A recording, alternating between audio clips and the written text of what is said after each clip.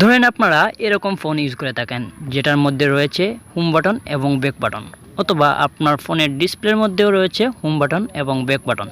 তো আপনার হঠাৎ করে যদি আপনার ফোনের ডিসপ্লে ফেটে যায় অথবা ভেঙে যায় যে কোনোভাবে, তখন আপনি কি করবেন?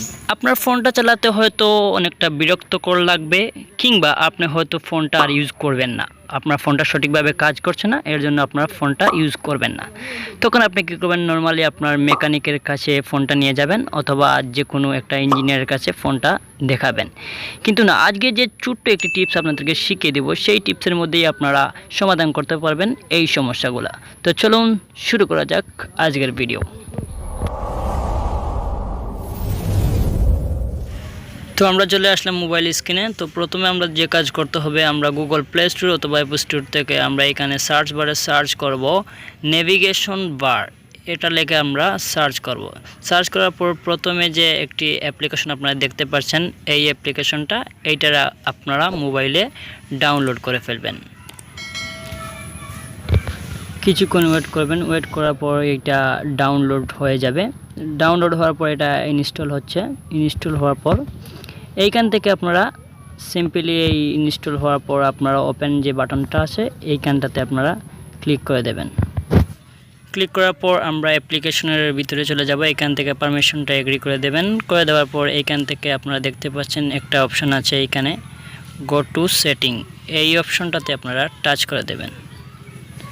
এইখানে আপনারা টাচ করে দেবেন। টাচ করার পর আপনাদেরকে নিয়ে যাবে আপনার সেটিংসে। সেটিংস থেকে আপনারা কিছু পারমিশন, অ্যাপের কিছু পারমিশন আছে, ওইগুলো আপনারা দিতে হবে।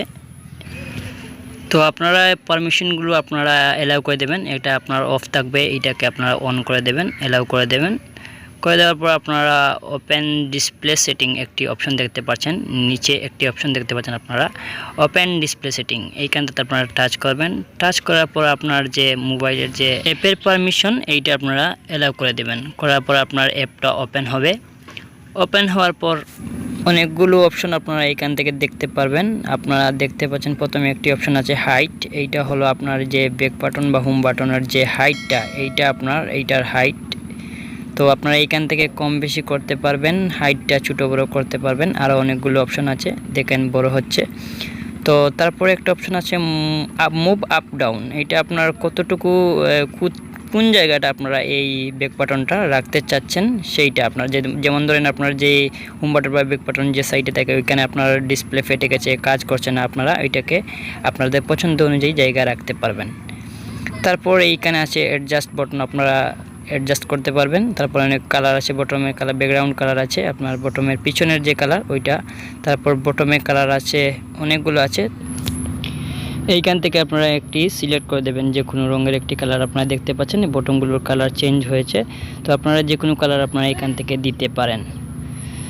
তারপর আপনার অনেকগুলো অপশন আছে, এইখান থেকে আপনারা সবগুলো সেটিং আপনারা দেখে নেবেন। তারপর এইখানে আপনার একটা অপশন আছে sweet back and recent button, এইখানে আপনারা দেখতে পাচ্ছেন এই রিসেন্ট বটনটা আপনারা লেফট সাইড থেকে রাইট সাইডে নিতে পারবেন, আবার ব্যাক বাটনটা লেফট সাইড থেকে রাইট সাইডে করতে পারবেন।